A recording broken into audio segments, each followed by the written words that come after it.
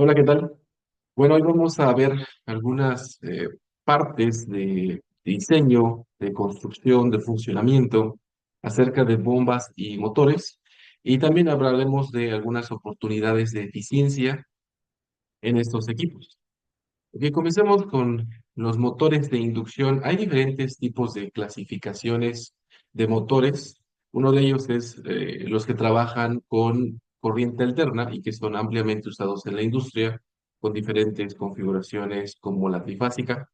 Y entonces esos motores, también llamados de inducción, bueno, son bastante útiles para mover, obviamente, cargas, para mover, por ejemplo, bandas transportadoras, sistemas hidráulicos, también bombas, también ventiladores.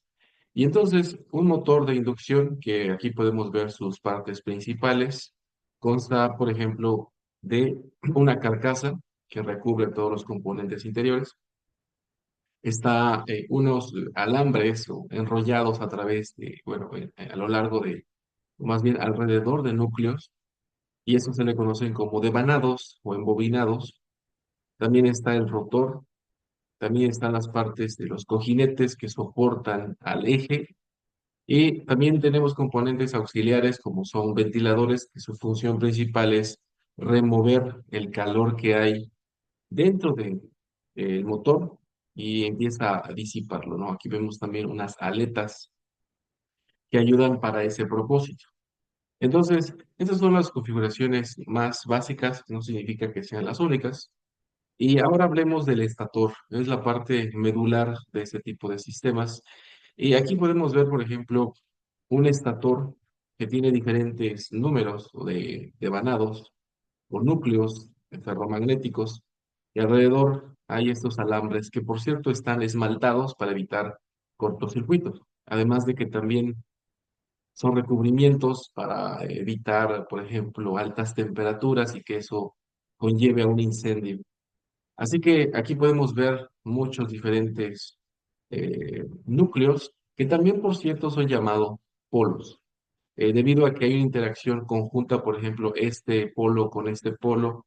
Al decir esto, estamos hablando de polos magnéticos, así que generalmente vienen de este tipo, ¿no? En forma par. Además, también si trabajamos con polos mucho más reducidos, en este caso, por ejemplo, vemos dos polos, bueno, sus configuraciones van a ser distintas y sus aplicaciones también van a ser distintas. Entonces, algunas preguntas que nos hacían era, bueno, ¿qué pasa si tenemos mucho más polos? Se tiene una menor velocidad de rotación del eje.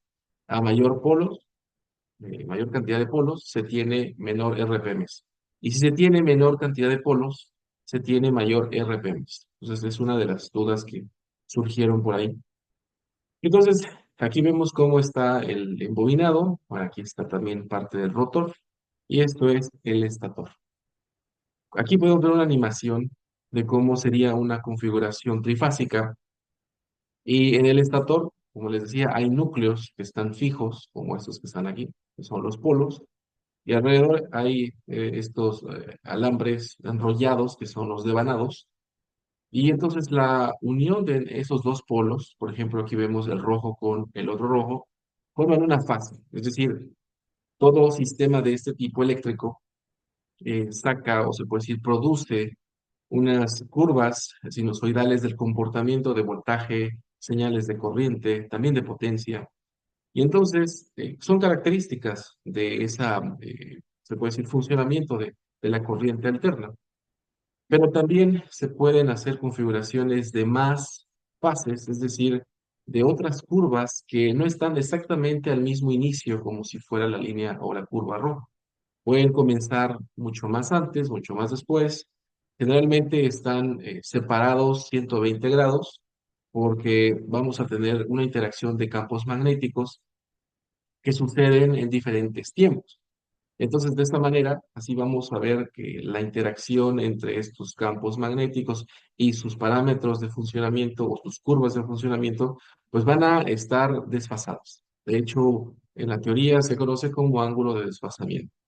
Entonces, el estator forma todas estas partes fijas y generalmente les decía, en la industria se usan mucho estas configuraciones de sistemas trifásicos, porque son más baratos que otros, son más fáciles de mantener que otras configuraciones y porque manejan también grandes potencias, grandes torques, y es lo que a veces se requiere en ese tipo de aplicaciones. Entonces, cuando se arma el estator, inclusive si no hay ningún tipo de elemento en el centro, como lo fuera un rotor, lo que va a provocar esta unión o esta configuración de estatores, perdón, de vanados en el estator, va a generar un campo electromagnético giratorio. Esto es algo que lo va a provocar por la interacción de los campos magnéticos por la corriente alterna que está pasando por estos cables. Así entonces, si pusiéramos en el centro un rotor, entonces la interacción entre el estator y el rotor haría que tuviéramos un efecto giratorio más visible, porque si no ponemos el rotor, no veríamos visiblemente que hay un campo magnético giratorio. Aquí lo podemos ver más gráficamente o más animadamente, en donde hay este campo que está girando, se puede decir, gracias a la interacción, ya sea de una fase, es decir, monofásica, pero también trifásica. Entonces, esta interacción con el rotor, que no es más que una unión entre una parte de placas metálicas, un núcleo, se puede decir, y además el eje giratorio, entonces esta interacción hace que se mueva la parte giratoria, ¿no? Por eso se llama rotor. Y ahí es precisamente donde a través del eje se acoplan cargas distintas para aplicaciones distintas. Entonces, si nos vamos un poco a detalle qué es el rotor y cuál es su configuración, podemos ver que generalmente están de este tipo. No es el único, pero este es uno de los más comunes. Se llaman jaula de ardilla por su parecido a una jaula, que están ahí a veces los hamsters, ¿no? Entonces, la idea es que se tengan barras, que por cierto, si aquí no se alcanzan a ver, pero forman como tipos cuadrados, unas barras cuadradas que van a ser después, ahorita lo vamos a ver, en forma de espiras cuadradas, que van a pasar por ellos eh, corrientes y por supuesto voltajes inducidos que van a provocar un campo magnético propio. Es decir, aparte del campo magnético rotatorio del estator, también está el campo magnético del rotor. Entonces estas barras generalmente de acero o de algún otro tipo de material que sean conductores de campos magnéticos, al igual que lo son los devanados del estator. Entonces, aquí podemos ver que vamos a provocar que haya un flujo electromagnético en estas barras, específicamente un campo magnético. Entonces están anillados y no solo eso, también aquí hay anillos que están recubriendo para evitar que se escape el campo magnético como lo fueran, por ejemplo, las placas que están en transformadores. ¿Alguna vez ustedes han escuchado el ruido que hace un transformador en alguna subestación? Bueno, es porque hay una vibración entre las placas y es el principio de estos transformadores para evitar que se escape los flujos y las líneas de campo magnético. Entonces, aquí vemos ya laminado el rotor, las placas se alcanzan a ver aquí pequeñas laminitas que están recubriendo la jaula de ardilla y es exactamente la parte que nos va a interesar porque sobre aquí se van a crear eh, corrientes y voltajes inducidos y por tanto campos magnéticos que están pasando en el rotor que después van a interactuar con o los campos magnéticos del estator y que a su vez va a generar un movimiento rotatorio más efectivo. Entonces, aquí vamos a ver algunos ejemplos reales de cómo se vería un rotor. Entonces, el rotor es toda esta parte unido con la flecha. ¿Ok? Veamos algunos principios de funcionamiento de estas máquinas y requerimos, por ejemplo, ir a lo más básico para entender el por qué giran de esta manera. Resulta que cuando hacemos pasar una corriente en un conductor, en este caso un conductor largo, correcto, vamos a ver que hay una generación de campo magnético alrededor de este conductor. Generalmente la teoría nos dice que podemos usar la mano derecha y si nosotros, por ejemplo, vemos que nuestro pulgar va hacia una dirección, nuestros dedos envuelven al conductor y nos dicen la dirección del campo magnético que está alrededor. Es una de las reglas básicas de magnetismo. Y eso está muy claro, pero cuando nosotros empezamos a tener un conductor que ya no tiene una forma recta, sino una forma que es como un círculo, a esto se le conoce como espira, entonces vamos a ver cómo empiezan sin que se contradiga, por supuesto, este movimiento, empiezan a envolver todo el conductor a lo largo y alrededor de esta espira. Y entonces, si hiciéramos un experimento con ferrita, podríamos ver las líneas de campo magnético que están alrededor de este anillo, se puede decir que es una espira. Entonces, si entendemos estas partes, vamos a entender entonces que cuando juntamos muchas espiras, es decir, muchas vueltas, se forma lo que conocemos como una bobina, un embobinado. Y entonces, si siguiéramos los campos magnéticos individuales de cada espira, al final, la suma de todos los efectos de cada campo individual nos daría un campo global, se puede decir, en la bobina de esta manera. Es como si estuvieran envolviendo alrededor. Y no solo eso, sale del polo norte y entra sobre el polo sur y pasa en medio de las espiras. Por cierto, el campo magnético es más fuerte aquí en el centro. Y hay toda una ecuación o ecuaciones que describen para calcular, por ejemplo, el campo magnético en ese tipo de conductores, ¿no? De este tipo de bobinados. Pero no solo eso, si hacemos pasar una corriente directa, es decir, que no tiene oscilaciones, es decir, una simple línea recta, como sería su comportamiento, se crea un campo magnético, pero sería fijo. ¿Y qué pasa si ahora entonces hacemos pasar sobre el conductor una corriente alterna? Y entonces por su naturaleza sinusoidal vamos a tener fluctuaciones de este tipo, como ustedes ven aquí, o también como ustedes ven acá. Y de esta manera entonces vamos a ver que hay como un ida y vuelta, un vaivén, una fluctuación del campo magnético que no solamente está yendo y viniendo, creciendo y decreciendo, sino también hay un cambio de polaridad. Es decir, a veces esta parte se convierte en el norte y a veces esta parte se convierte en el sur. Y esos efectos después nos van a ayudar mucho para nuestro funcionamiento de la máquina, precisamente. Entonces aquí podemos ver que si hiciéramos alimentar con corriente alterna nuestro embobinado, pasaría este efecto. Perfecto. Entonces, vamos al concepto de inducción magnética que fue descubierto por Faraday, entre otros. ¿Qué cosa nos dice básicamente? Nos dice que si entendemos que hay una generación de campo magnético una vez que ya está corriendo o pasando corriente, la pregunta sería, ¿ahora podemos hacerlo al revés? Es decir, si yo tengo un campo magnético, ¿puedo crear corriente eléctrica? La respuesta es sí. Entonces, por eso es que generalmente esta teoría se llama electromagnetismo porque los campos eléctricos y magnéticos prácticamente están relacionados entre sí. Entonces, este experimento de Faraday lo que nos dice es que cuando tenemos un embobinado y hacemos una variación del campo magnético, es decir, empezamos a acercar un imán en la parte interior de este embobinado, vamos a ver un diferencial, es decir, una lectura de voltaje, y cuando lo retiramos también, pero si no movemos el imán, regresa a cero. Entonces significa que a la variación entre más rápido y además más veces hayan campos o líneas de flujo magnético, la variación de voltaje va a ser directamente proporcional.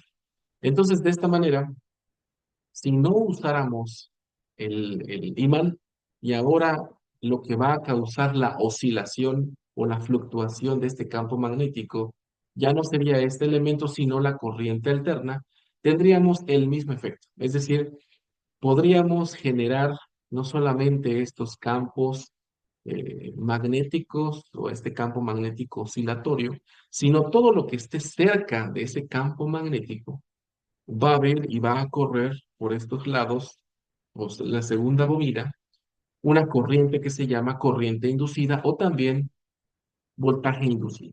Es decir, de donde no había, exactamente, si no había ningún tipo de fluctuación de campo magnético, esta espira o bobina simplemente iba a estar quieta o sin ninguna interacción, iba a estar marcando cero. Pero una vez hubo una variación y un cambio de flujos magnéticos, entonces se induce corriente y por tanto hay una caída de voltaje, como en el experimento original. Es decir, variamos el flujo y por tanto hay una lectura de voltaje. Entonces, a esta FEM, o también fuerza electromotriz inducida, que así se conoce, también forma parte de los principios que a continuación vamos a estar viendo del por qué funcionan así los motores de inducción. Otro principio también, que ya teníamos también un rato, quizás más de más pequeños, acerca de cómo interactuaban los imanes, y sabemos que polos opuestos se atraen y polos iguales se rechazan. Entonces, si hiciéramos un experimento muy básico, y para poder hacer un seguimiento, hacer rotar un imán, podríamos acercar un polo opuesto y se puede decir que engancharlos, unirlos y hacer girar, pero no va a tener la misma fuerza si nosotros juntamos cuatro imanes y cada uno en su manera por turno empieza como a empujar de su lado para que haya una repulsión y entonces haya este giro. Supongamos entonces que este esquema es el esquema básico de lo que sería el motor de inducción, en donde los imanes de alrededor son el estator y la parte interior es el rotor. Entonces, si ustedes notan, tanto el estator tiene campos magnéticos como el rotor también tiene campos magnéticos. La interacción entre ambos tipos de campos magnéticos van a causar no solamente esta repulsión, sino también en momentos cierta atracción para que haya este giro, se puede decir, una parte de jalamiento para poder girar esta, esta parte central. Otro principio también que sucede es que cuando se coloca un conductor de este tipo, ya sea recto o espira o también embobinado, existe una fuerza en los extremos, bueno, más bien un par de fuerzas en los extremos que va a ocasionar un torque. Y entonces, de esta manera, en presencia de campos magnéticos, este conductor va a intentar girar. Obviamente va a ser dependiente por dónde pasen estas líneas y su ángulo, por cierto, también está influenciado para que haya una mayor fuerza o una menor fuerza dependiendo de esas características. Uniendo todos entonces estos principios, de ley de inducción, de corriente alterna, de creación de campos fluctuantes, de la unión o repulsión de polos, y también acerca de los pares que se están formando ahí en los conductores. Supongamos entonces que ponemos dos espiras o dos devanados, se puede decir, del estator, que están creando un campo magnético fluctuante, y no solo eso, ponemos una espira en la parte central y entonces uniendo todos estos efectos, se va a crear aquí, en este conductor, se va a crear un campo, se va a inducir, perdón, una corriente y un voltaje aquí donde no lo había antes. Y no solo eso, gracias a ese voltaje y esa corriente que ya están aquí presentes, también fluyendo por el conductor, ahora se van a crear un propio campo electromagnético que junto con estas dos espiras, van a también hacer un giro, porque está en medio de un campo magnético también.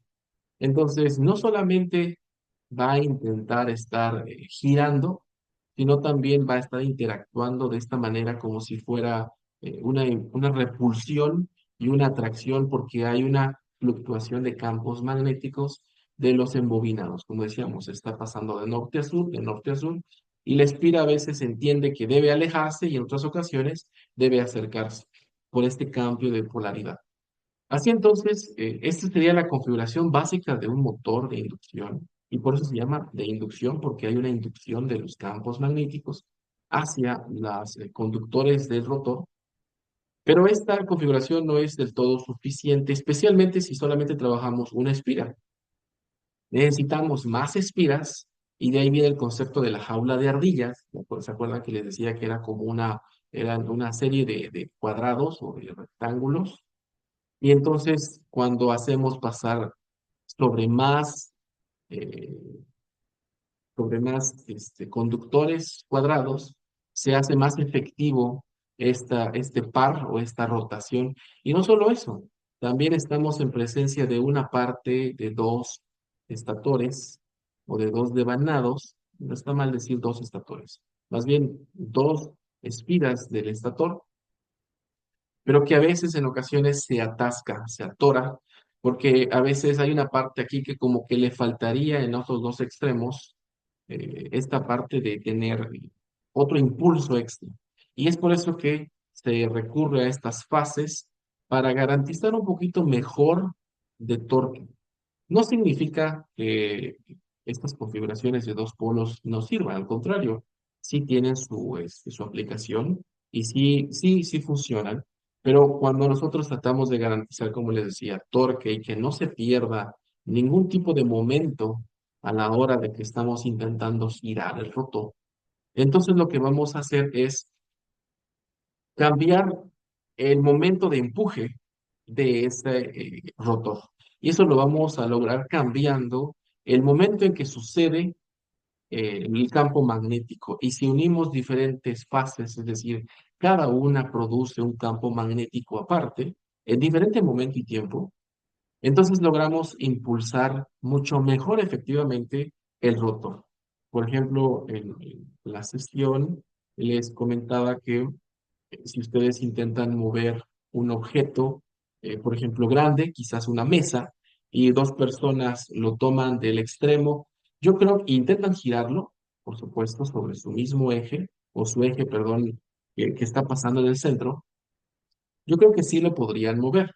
Pero si hay dos personas más en los otros extremos que además tienen un agarre, entre los cuatro se ponen de acuerdo que mientras va girando, el otro también le impulse en su momento y cuando pase por aquí le impulse otro momento, entonces la rotación de este objeto va a ser más efectiva.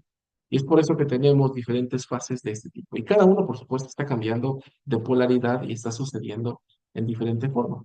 Aquí podemos ver ahora sí entonces que el centro ya no solamente va a una espira, sino un conjunto, se puede decir anidado, de rectángulos que forman el rotor. Y entonces en cada uno de estos cuadrados se puede decir que está habiendo una inducción de voltaje y de corriente y que por supuesto cada una está generando su propio campo electromagnético. Aquí podemos ver una cantidad enorme de campos que están pasando en el rotor, porque cada una está teniendo esta interacción. Y aparte tenemos la interacción de las tres fases, que están también teniendo su propio campo electromagnético y por tanto entonces la unión de todos estos principios hace que el rotor gire no solamente muy rápido, dependiendo obviamente de los polos, sino también tenga un excelente torque. Y este torque es finalmente uno de los principios del por qué requerimos potencia mecánica en la salida de la flecha para acoplarlo a algo que requiere movimiento giratorio. Bueno, una vez ya pasados los principios, vámonos a algunos conceptos que nos van a ayudar para la actividad que vamos a realizar. Aquí está el concepto de eficiencia, que nos dice que es una relación entre potencia mecánica de salida entre la potencia eléctrica de entrada. Es decir, si nosotros suministramos una energía eléctrica, ¿qué tanta potencia podemos sacar de esa energía? Y entonces es eficiencia la que conocemos con esta expresión. También está el factor de carga. El factor de carga les comentaba que también ya lo habíamos visto en plantas, a través de qué tanto me puede entregar de energía de generación una planta con respecto a lo que realmente me está entregando. Entonces, aunque no es una definición de eficiencia, podría tomarse también como una expresión de eficiencia, aunque su nombre no es así. Entonces, ¿por qué se da este factor de carga? Cuando nosotros ya tenemos nuestra máquina, se puede decir, diseñada, los fabricantes en las placas suelen darnos la potencia nominal, es decir, la potencia que puede entregar el motor en condiciones de diseño a la cual fue creada o diseñada y construida. Pero cuando nosotros acoplamos una carga, es decir, ya algún sistema que esté moviendo, ya no va a poder moverse como fue el diseño como tal.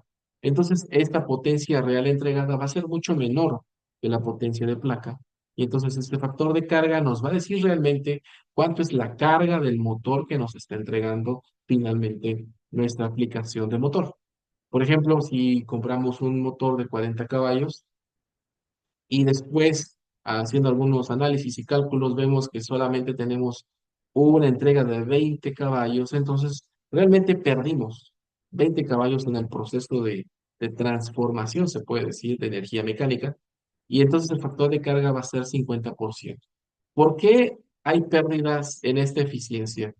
En la primera es porque hay pérdidas de campos magnéticos, a pesar de que son bastante bien diseñados, obviamente esto da oportunidad a hacer eficiencia energética en este tipo de motores porque se puede corregir las pérdidas en campos magnéticos, se puede hacer mejores cambios de materiales y entonces la eficiencia que tenemos aquí ya está reducida por esta interacción electromagnética. Pero además, cuando nosotros intentamos mover una carga, hay fricciones, hay pérdidas de irreversibilidades que una vez se los comenté la sesión de ciclos termodinámicos.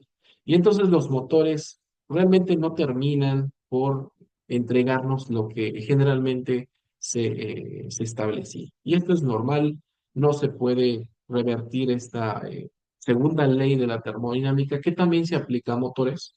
Y entonces vamos a ver que la potencia va a ser mucho menor. Por eso cuando se hacen ese tipo de análisis, generalmente nunca se compra un motor demasiado cercano a lo que supuestamente nosotros vamos a consumir o aplicar, porque vamos a tener una pérdida normal de los factores de carga. Algunos no deben ser, por supuesto, demasiado bajos, deben ser lo suficiente para poder sacar el provecho de ese motor.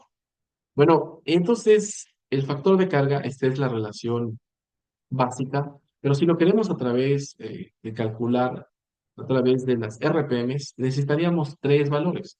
Necesitaríamos la revolución, o más bien la velocidad síncrona, la velocidad medida, la de operación, y la velocidad nominal de placa.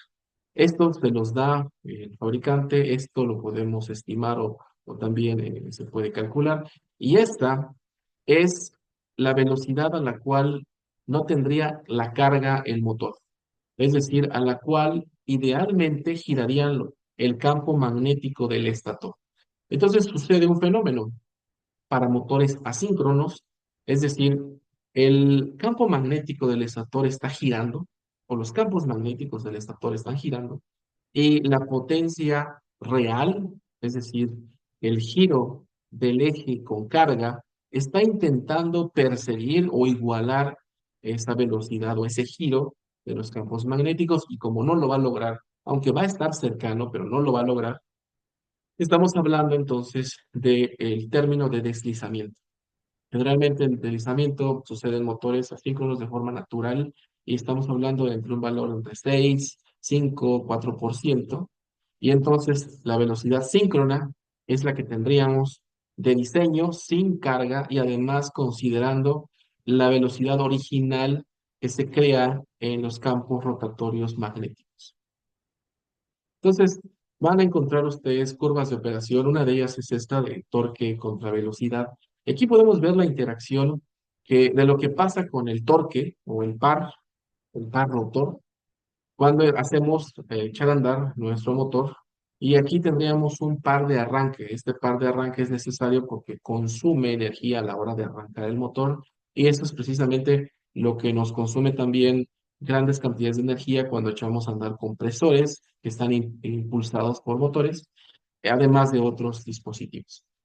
Entonces, en esta zona amarilla, mientras vamos intentando pasar por diferentes, se puede decir, fricciones que tiene que vencer la máquina para poder girar y llegar a la parte nominal, entonces encontramos una zona inestable que no es bueno operar el motor, porque va a haber mucho mayor temperatura de trabajo, mayor fricción en los rodamientos, etc.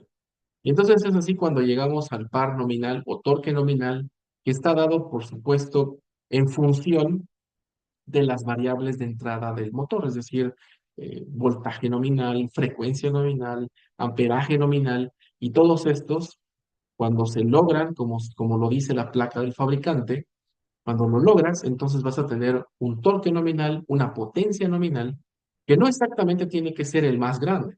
Aquí vemos un torque que es más grande, que puede alcanzar la máquina. Es más, estos diseños suelen estar un poco más holgados de lo que dice el fabricante, a fin de que te diga, oye, sí puedes aumentar el par, pero cuidado, si tú lo llevas a zonas en donde no va a estar diseñado para eso. Yo te recomiendo que lo trabajes aquí o cercano de este valor para que puedas trabajar durante mucho tiempo y cuides la salud del motor.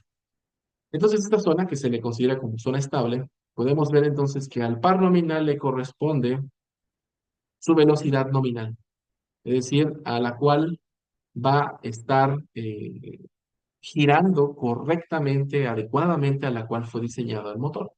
Y después el par llega hasta ser cero. Y esto es bastante lógico porque no es como tal que la máquina se apague, más bien es un diseño que nos indica que no hay carga, es decir, no hay torque que mover y entonces es como que estuviera al vacío.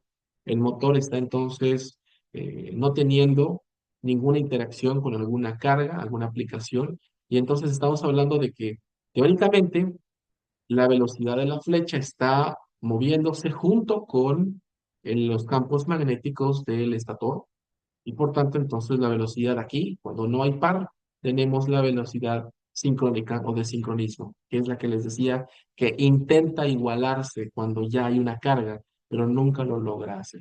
Sin embargo, están en las curvas de operación. Perfecto. ¿Cómo se puede lograr motores de alta eficiencia? Hay muchas formas, se puede decir, no solamente de diseño, estos solamente abarcan de diseño. Se puede lograr eficiencia energética con la operación misma, se puede lograr alta eficiencia o mejor eficiencia con algunos aparatos extras de monitoreo y diagnóstico para estar monitoreando la condición del sistema. Pero en términos de diseño, por ejemplo, se pueden mejorar las partes aerodinámicas del ventilador, que aunque no es el responsable de hacer mover, se puede decir, los ejes o el eje, perdón, rotatorio y además que tenga que ver con los devanados, el ventilador sí está acoplado a lo que está produciendo el rotor, está consumiendo, se puede decir, un parte de esa energía y entonces, entre mejor esté el ventilador con estos perfiles aerodinámicos, hay menos pérdidas de fricción y entonces el consumo total que le está quitando al rotor es menos. Y entonces se logra una ligera mejora en esta parte. También, por ejemplo, hay ciertos núcleos en los fierros aquí o entre fierros que cuando se mejora este material, hay materiales que están siendo investigados que tienen mucho mejor capacidad de conducir campos magnéticos y no solo eso, están también tratando de que no se pierda, que no se vaya por otros lados los campos magnéticos. Por ahí ustedes conocen el concepto de energía reactiva y la energía reactiva es uno de los eh, elementos fundamentales del por qué se trata de instalar banco de capacitores porque hay demasiada energía perdida a través de campos magnéticos y esto no es bueno porque es bueno que haya campos magnéticos, pero no en exceso porque esa energía no se puede transformar en potencia útil. Así entonces existen mejores materiales que evitan las pérdidas de campos magnéticos y hay un mejor emplacamiento, por ejemplo, en el rotor, lo cual hace que tengamos mayor eficiencia. También existen rodamientos o valeros, dependiendo del país como lo conozcan. También cojinetes, bueno, aquí se conoce como rodamientos, en donde hay mejor, se puede decir, rendimiento y trabajan mejor a ciertas condiciones y entonces se reducen las temperaturas, hay menor calentamiento y si hay menor calentamiento hay menor energía térmica de forma de calor que el ventilador tiene que disipar y por tanto entonces estamos hablando de un concepto de eficiencia térmica, en ese sentido, que impacta a todo el sistema. También hay embobinados con mejores materiales, de mejor enrollamiento, de mejor transmisión también de la corriente, sin también que haya demasiado calentamiento, que trabajan a condiciones diferentes a los motores, se puede decir, estándares, etcétera. También, por ejemplo, hay toda un área de investigación que mejora las áreas de transferencia en las aletas, y esto es porque si no existieran esas aletas, bueno, habría una disipación de calor en la carcasa, pero por las leyes de transferencia de calor, conducción, radiación, convección, entonces hay una mejor eficiencia cuando, o se aumenta la capacidad de transferencia de disipación de calor cuando se mejoran estas aletas. Entonces, hay también toda una ciencia que trata solamente de mejorar la transferencia de calor en estas partes. Y así como otras partes de diseño, las empresas, especialmente aquellas que están constantemente desarrollando investigación, por cierto, y desarrollo de estas máquinas, tienen su departamento especial de ID. Entonces, estamos hablando de que las máquinas de este tipo son mucho, obviamente, más caras, pero sobre todo eficientes. Hay dos organizaciones internacionales, una europea, que es la IEC, la Comisión Internacional Electrotécnica, y está también la americana, la Asociación Nacional de Fabricantes Eléctricos, NEMA, que tratan de estandarizar, tener estos niveles cuando los motores son estándares, cuando son de buena eficiencia, cuando son de alta eficiencia, incluso hay unos de nivel de premium, que son de mucha eficiencia. Entonces, en la actividad que ustedes van a entregar, la actividad 3, me parece que hay una parte en donde se les da la posibilidad de que ustedes investiguen y nos reporten cuáles harían ustedes los cambios y si pueden integrar cuáles son las clasificaciones de estos dos y cuáles son las condiciones de operación, sería muy bueno. Acerca precisamente de la actividad 3, vamos a comentar rápidamente los dos problemas para que ahora sí que ya entendemos la terminología y la nomenclatura de lo que venimos hablando en términos de motores de inducción. Podemos hacer fácilmente con las gráficas y con algunas simples ecuaciones, ver lo que se nos está pidiendo. Bueno, nos dice que tenemos un motor de inducción y nos dice que su placa nos describe una velocidad nominal de 1746. Aquí lo pongo en color verde, y estamos hablando de la línea verde que está aquí, que pasa y choca por el punto aquí a plena carga, a pleno torque. Ok, entonces este punto corresponde a voltaje, a frecuencia, amperaje nominales, y cuando se logran todos ellos, entonces tenemos lo que se nos dice aquí de velocidad nominal de 1746 revoluciones por minuto. Pero también se nos da un dato extra. Nos dice que tenemos a un voltaje y frecuencia nominales otra velocidad un poco más grandecita, ¿no? De 1759. La línea roja que está aquí está atravesando esta zona de la curva. Está un poquito superior que el punto verde, pero la idea es que entendamos que este no es el punto nominal, aunque se nos dice que hay un voltaje y frecuencia nominales, probablemente y seguramente no se alcanzaron las condiciones completas del punto de diseño, del punto nominal, y por tanto, aun cuando tengan voltaje y frecuencias cercanas a los nominales o las nominales, entonces, aun cuando estemos con esas condiciones, no se alcanza el valor de 1746, sino un poquito más. Entonces, es claro que este punto rojo, el de 1759, es la condición actual de operación. No es la nominal, es la condición actual. Entonces, considerando esta curva y además esta fórmula que ya les había presentado anteriormente, en donde nos dice que necesitamos las RPMs síncronas y también necesitamos la velocidad de carga, de operación entre las RPMs síncronas menos la velocidad que nos dice la placa. Entonces, la fórmula es la misma. Y se los quise poner porque aquí hay una referencia que ustedes pueden verificar, está en biblioteca. Y aquí estas secciones hablan muy bien, hablan de muchas cosas de motores, más cosas que las que acabamos de ver, y también presentan gráficas, presentan algunas ecuaciones muy interesantes por si quieren ustedes expandir este conocimiento. Entonces, considerando esto, tenemos la velocidad de operación, tenemos la velocidad de la placa, pero nos faltan las RPMs síncronas.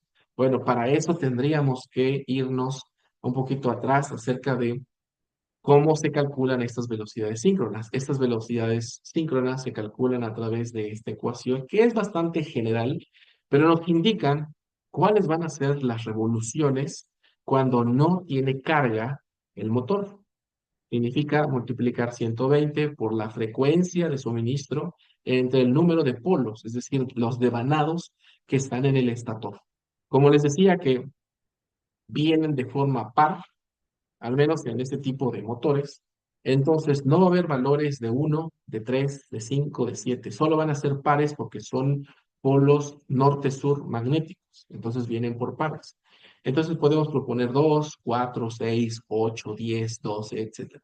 Si hacemos esta ecuación y proponemos una frecuencia de 60 Hz, que son junto con la de 50 Hz, los valores típicamente usados en la industria y de suministro en muchos países, a menos que obviamente existan otros tipos de valores de frecuencias, entonces podemos hacer esta fórmula 120 por el valor de frecuencia entre el número de polos y para este valor de polos nos da 3600 revoluciones.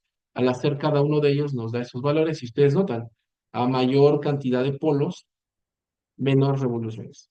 Y a menor cantidad de polos, mayor revoluciones. Entonces, estas velocidades que ustedes encuentran acá son velocidades síncronas.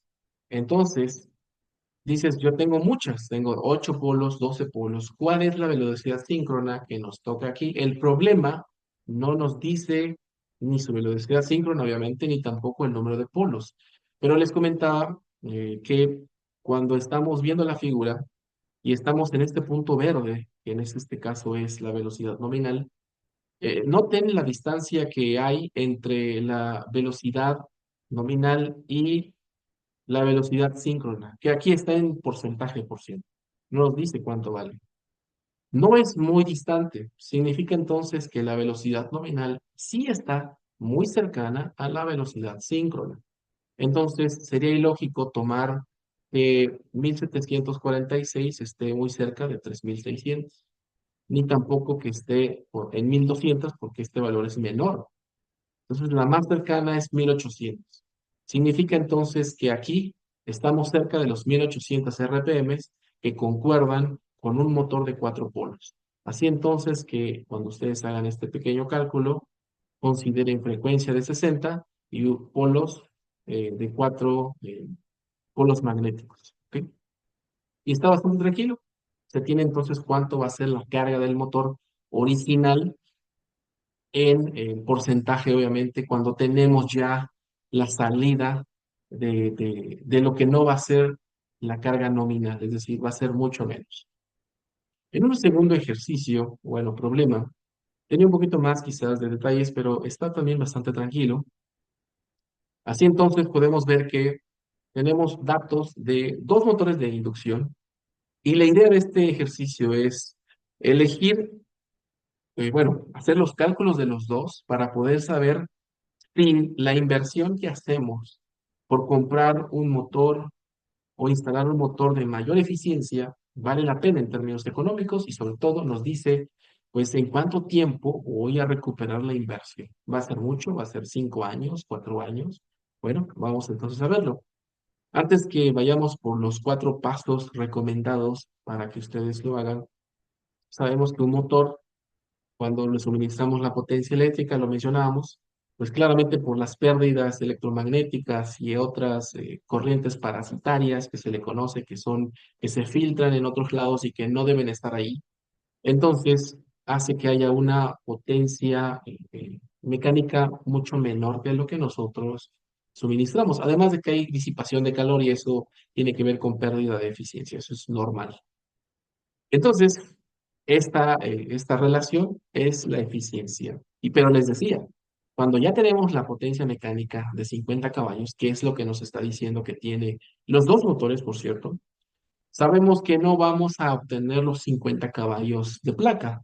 Y ya les comenté que eso entonces nos va a hacer que cuando lo acoplemos con una carga, una bomba, haya una reducción natural por pérdidas de fricciones mecánicas.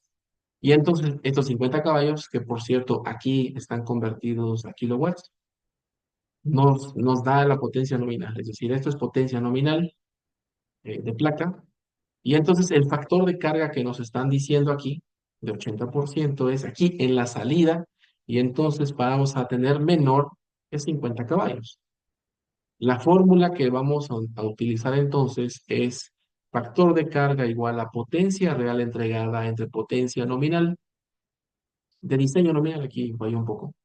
Y entonces la idea es que ya tenemos el factor de carga, ya tenemos la potencia nominal, que antes, por supuesto, vamos a hacer una conversión porque nos interesa tener unidades de kilowatts.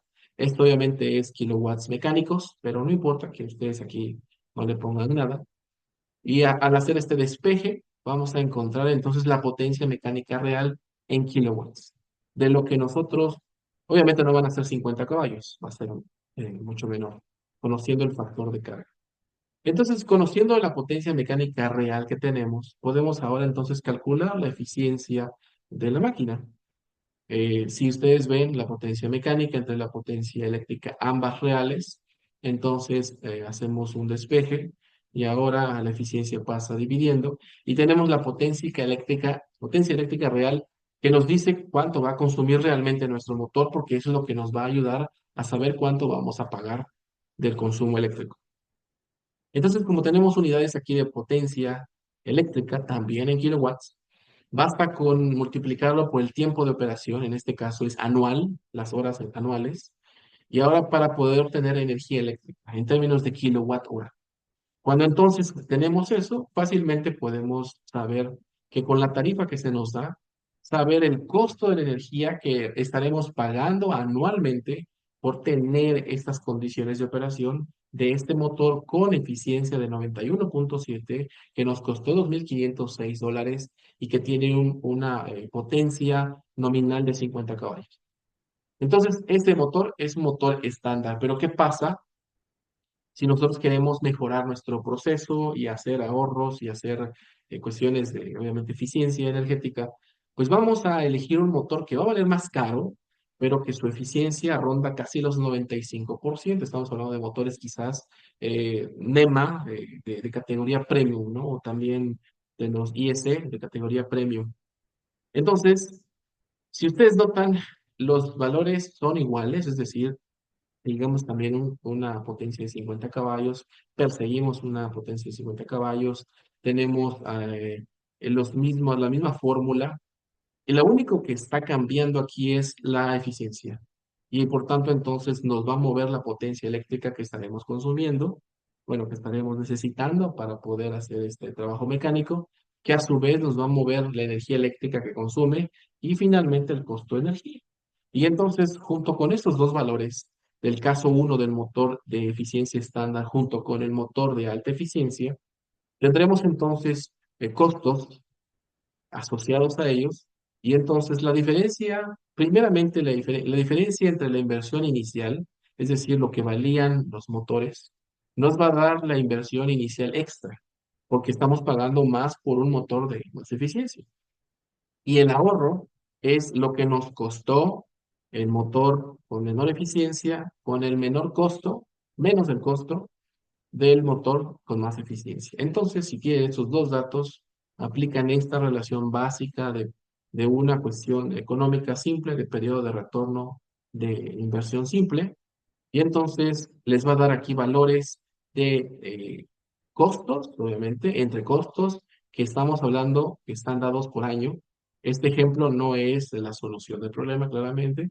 Nada más lo que les decía es que les va a dar tiempo, es decir, la respuesta en decir, bueno, ya gasté, ya invertí, ya gasté extra esto, y además tengo la diferencia entre costos de inversión y entonces voy a poder saber cuánto tiempo me va a tardar recuperar esta inversión extra de pagar un poco más por el motor de alta eficiencia. Y eso es todo.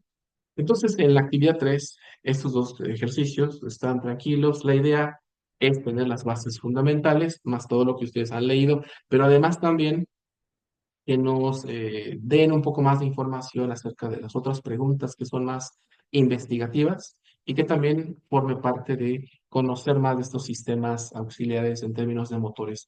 Vámonos entonces a ver la parte de bombas hidráulicas rápidamente. Y les decía que las aplicaciones de los motores es muy amplia y una de ellas es acoplarlo con una bomba que lo que hace es primeramente impulsar y mover grandes cantidades de algún fluido. No puede ser solamente agua, puede ser también aceites o algún otro tipo de componentes.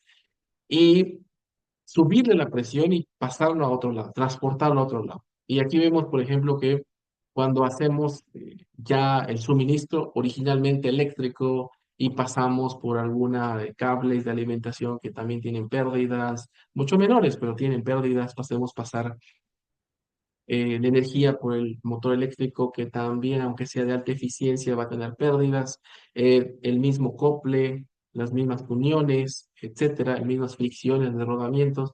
Al final, entonces, el sistema de un 100% solamente puede llegar a tener un 62% de eficiencia general global ya acoplado. Y es normal, estamos hablando de la segunda ley de la termodinámica, pero no significa que no se puedan hacer mejoras en cada uno de estos elementos. Por cierto, hay algunos variadores de frecuencias que están regulando a qué velocidad y a qué frecuencia están trabajando los motores, y esto es mucho más óptimo porque ya no están trabajando fuera de los límites de operación de fabricante, sino que están persiguiendo que lo que requiera, eso es lo que tenga el motor. Y esto también es un motivo de eficiencia energética en motores. Las bombas hay de muchos tipos, por ejemplo, hay de pistones, hay de tornillos, hay rotatorias, hay de centrífugas, hay de engranajes, etcétera, hay de todos tipos, aquí vemos alguna de ellas. Por ejemplo, la de engranajes suele dar mucha presión por el tipo de funcionamiento de los engranajes a la salida, pero eso dependerá claramente del sistema de aplicación. Hay unos que se requieren quizás mayor velocidad antes que mayor presión y etcétera, ¿no? Eso dependerá también de si van sumergidas en algún fluido o si están a una altura considerable y requiera mayor presión de succión. Todo esto dependerá de la aplicación. Una de las más usadas es la bomba centrífuga, y la bomba centrífuga es aquí en la parte, bueno, aquí nada más está viendo la parte de impulsión centrífuga, se hace una succión y en la parte de donde choca con estas aspas, esta parte metálica se le conoce como impulsor, que hace cambiar, se puede decir, de giro o de dirección el fluido, ya no va directamente a la parte del ojo del impulsor, sino que ahora lo está impulsando de forma centrífuga, bueno, de forma hacia afuera, ¿no? Entonces, este tipo de bombas, que son de las más usadas, pues nos permiten transportar fluidos y transportar y aumentarle la presión al fluido. Dentro de las características que se tienen que considerar en ese tipo de parámetros de bombas, se tiene que considerar el fluido que se va a bombear, la aplicación en la que se va a instalar y también el tipo de servicio que va a tener, el caudal, lo que se requiere mover, la carga, es decir, la carga hidrostática es la presión que tiene que vencer en términos de tuberías, altura, etcétera. Y está dado en metros de columna de agua, que es una unidad equivalente a unidades de presión. Viscosidad también, eso va a depender mucho. Hay bombas que requieren mover fluidos muy viscosos y entonces se requieren torques más grandes que a su vez tienen que ver con el motor que están usándose, ¿no? La temperatura y por supuesto la potencia disponible que se va a trabajar. Dentro de las muchas fórmulas que se usan están, por ejemplo, la ecuación de Bernoulli. Y la ecuación de Bernoulli es una parte del balance energético que se hace en bombas y básicamente nos dice que el fluido como tal tiene tres componentes de energía. Uno que tiene que ver por la presión, otro que tiene que ver por la velocidad que lleva el fluido y la otra por la elevación que va a tener que ser movido. Y entonces las tres juntas, la sumatoria obviamente de estos términos, nos da una energía global del sistema que requiere vencer estas partes, que aquí se le llama carga total del flujo. Y estos valores están dados en metros de columna de agua, que cuando nosotros hacemos una carga total de salida menos la entrada, tenemos entonces la verdadera carga hidrostática que vamos a tener que calcular para poder saber si nuestro dispositivo va a poder vencer todas estas cosas de energías, de flujo, de velocidades y de altura para poder llevar el fluido al lugar que necesitamos, de transporte, obviamente. Y eso se le considera como la H, la carga neta hidrostática y que vienen en las curvas de operación de las bombas. Aquí vemos algunas otras fórmulas, la potencia útil que vamos a tener ya disponible, venciendo todas estas fricciones, se da a través de esta fórmula, flujo másico por gravedad por la carga hidrostática y también de esta manera en términos de volumen, flujo volumétrico. También está el potencial de accionamiento, que no es más que la potencia, se puede decir que viene aquí de entrada, que nos da el motor, y se le llama también potencia de freno, está dado por la velocidad angular o rotacional de la flecha del motor, y en este caso el momento o par de torsión que nos da precisamente el motor también. Aquí está la fórmula de eficiencia de la bomba en términos de potencia útil entre potencia de la flecha, porque claramente tenemos una potencia de la flecha que nos entrega el motor, pero con todas las fricciones que pasan también con el fluido en el impulsor, en los álabes, tenemos una potencia reducida, menor, que se le llama potencia útil, la que realmente nos entrega la bomba, ¿no? Y está calculada de estas maneras con cualquiera de estos términos que ustedes ven aquí. Entonces vemos una curva de operación típica de este tipo de bombas o de formas genéricas y vemos que podemos encontrar diferentes cuadros o secciones y vemos aquí cuatro variables principales, obviamente hay otras aquí también en unidades, y nos dice básicamente, primero, en qué parámetros la bomba está diseñada. Por ejemplo, podemos encontrar un punto rojo aquí en el cual esta bomba fue diseñada para trabajar con un cierto caudal en litros por segundo y que nos va a entregar un valor de presión o de carga necesaria para operar. Y entonces a ese se le conoce como el mejor punto de eficiencia, porque también si lo chocamos en la parte de abajo con el valor de eficiencia, nos da el mayor valor de eficiencia. Y también nos entrega cuánto va a ser la potencia que va a requerir el eje para hacer el trabajo mecánico hidráulico. También está, por ejemplo, esta curva del sistema, y esta curva del sistema ya es la curva de la operación del sistema que nos va a decir cuánta es la presión necesaria, pues, para poder operar y vencer fricciones de tubería, de fricciones del mismo fluido con las aspas, hasta llegar al punto en donde lo queremos hacer obviamente transportar. Y, por ejemplo, cuando choca este valor de curva del sistema junto con la curva del bombeo, pues tenemos el punto de operación actual. En este caso está dado por la línea verde, ¿no? Que nos indica, como les decía, el valor de metros, es decir, de presión, ya sea en metros o en pies, y también nos da los valores de flujo o de caudal y todos los valores extras, por ejemplo, potencia, eficiencia, y este valor de NPCH es el valor de presión necesaria en la entrada, es un valor de succión, porque es muy importante. Si no se tiene este valor adecuado, es decir, si nos salimos de la zona amarilla, pues vamos a tener un mayor NPCH, una menor eficiencia, un mayor consumo de potencia y tendremos quizás más caudal, pero menor presión. Entonces, salirnos de esta zona recomendable de trabajo, que está aquí en zona amarilla, nos va a llevar a problemas serios de la bomba o de las bombas. Por cierto, aquí está todo esto un poco descrito. Si ustedes gustan de leerlo con calma, aquí está lo que acabo de explicar. Este es otro ejemplo también de estas gráficas de curvas de operación para cuando el punto de diseño o el mejor punto de eficiencia está aquí y por alguna situación de la carga, bueno, del proceso de la aplicación se nos mueve hacia la izquierda y va a tener, pues quizás más presión, porque se eleva la presión, pero tenemos menos caudal. En este caso está dado por galones por minuto.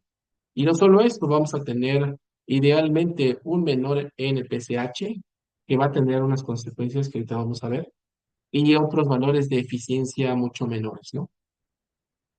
Entonces, ¿qué pasa cuando trabajamos fuera de la zona recomendada? Van a haber, por ejemplo, altas temperaturas de operación, va a haber bajo rendimiento, baja eficiencia, se van a reducir la vida de los componentes porque va a haber más fricción, más temperatura, y va a haber menos presión en algunas zonas. Y hay un efecto que se llama cavitación, que ocurre no solamente aquí a la izquierda, sino también a la derecha. Y vamos a ver qué es la cavitación. Esta gráfica, por cierto, está entre carga, la H, bueno, graficado con el caudal. También aquí se le conoce como GER, la carga hidrostática y el flujo volumétrico, en este caso del fluido, ¿no? Entonces, lo ideal es mantenerse entre menos el 20%, se puede decir, del punto del BEP, que es el punto nominal, y a más 10 a la derecha. En esta zona se mantiene la sana operación de la bomba. Entonces, ¿qué pasa cuando existen este fenómeno de cavitación? Aquí pueden leerlo con cuidado, es la formación de burbujas repentinas, y no solo eso, más bien aquí la palabra ideal no es explosión, sino implosión, y entonces lo que va a suceder es que cuando se forman por cambios de presiones súbitos, el agua forma rápidamente burbujas porque se vaporiza instantáneamente. Es bastante interesante este fenómeno porque no tenemos temperaturas, se puede decir, elevadas como para cambiar de fase, pero como cambia la presión de saturación, se hace que estas burbujas o esta agua rápidamente se evapore y formen burbujas, y esta implosión de estas burbujas crea una horda expansiva de energía que termina chocando con las aspas, con los impulsores, y les comentaba que quizás esto no es tan relevante si solamente fueran una o dos o 10 burbujas. Estamos hablando de cientos de burbujas que están implosionando, a veces ahí mismo donde están siendo formadas, otras veces en otras zonas de la máquina. Y entonces estamos hablando de constantes energías de golpe, de choque que están sucediendo a las partes metálicas, y esto genera erosión. Y cuando empieza a erosionarse, no solamente van a haber lecturas de temperaturas altas en la bomba, sino también en el motor. Van a haber grandes cantidades de vibraciones mecánicas que están pues haciendo que llegue a tener una operación incorrecta la bomba, y también el motor, por supuesto, porque están acoplados. Y de esta manera entonces tenemos un problema serio, ¿no? Es más, la cavitación, cuando se une su frecuencia de vibración junto con la frecuencia natural de la máquina, que todos los elementos vibran, se llama resonancia. Y entonces esta resonancia es muy destructiva, que puede llegar a literalmente destruir las máquinas rotativas. Entonces, es el tipo de situaciones que se pueden tener. Y en algunas ocasiones los operadores pueden recortar estas aspas, o se puede decir, hacer una reconfiguración del impulsor, y entonces van a dejar a veces una holgura muy grande. Y al tener una holgura muy grande, obviamente lo hacen para poder disminuir la carga, es decir, el torque, sin afectar el flujo, y lo tienen que hacer en una forma de reconfigurar, porque no viene diseñado para eso. Entonces, lo que hacen es reducir la eficiencia, es decir, lo que impacta por aumentar este claro que está aquí es sacrificar la eficiencia. Entonces hay una pérdida de eficiencia. ¿Cómo se soluciona esto? En ocasiones sí se requieren reguladores de velocidad, variadores de frecuencia para poder tener pues una parte adaptable a lo que se requiere y que nos está pidiendo el sistema, ¿no? Entonces son algunas de las cuestiones que vamos a ver aquí, de cómo identificar pérdidas de eficiencia que cuando se identifican, es decir, podemos trabajar en zonas mucho mejores de eficiencia, pues logramos aumentar la vida en los parámetros correctos de la bomba, etcétera. buena forma ya de cierre. Tenemos algunas leyes de afinidad y estas ecuaciones nos describen, por ejemplo, cómo si hacemos un cambio de alguna de las operaciones de la bomba, cómo vamos a tener la corrección de estos factores a nuevos valores de salida, ¿no? Se puede decir. Entonces, de esta manera se tiene nuevas configuraciones, más bien nuevas lecturas de los parámetros de la bomba, y estas fórmulas deben corregirse siempre en base a estas lecturas que tenemos aquí. Bueno, entonces, aquí se las dejo. Finalmente, entonces tenemos que no solamente los diseños de los motores, de las bombas y del tipo de trabajo de las bombas nos van a ayudar a una mejor eficiencia, sino también nos va a ayudar otros sistemas auxiliares, como por ejemplo acelerómetros y máquinas que nos estén constantemente midiendo, por ejemplo, las frecuencias de vibraciones de, por ejemplo, cojinetes, de las zonas de rotor, por cierto, y van a generar cada uno sus firmas de señales de vibraciones. Y cuando tenemos esas características ejemplares de este tipo, lo que vamos a tener es un conocimiento de la operación buena de este sistema. Entonces, si estamos en zonas de cavitación, en zonas de altas temperaturas, problemas de rodamientos, estas señales van a ser las que nos terminen mostrando dónde está el problema y no solo eso, en qué magnitud está. Entonces, de esta manera podemos terminar esta presentación acerca de los diferentes tipos de mejoras, cómo hallar las eficiencias, dónde están los puntos de operación, las pastas recomendadas de todo ese tipo de sistemas. Bueno, entonces eso sería todo por ahora. Nos estamos viendo en la siguiente ocasión. Hasta luego.